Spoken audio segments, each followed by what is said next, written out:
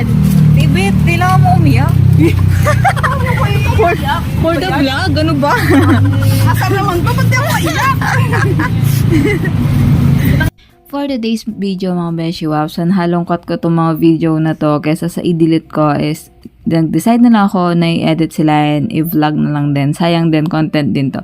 So ito yung last day dito ni Ate Ibet kasi uuwi na siya dun sa lugar nila. Nakalimutan ko anong lugar yun. Biliran yata.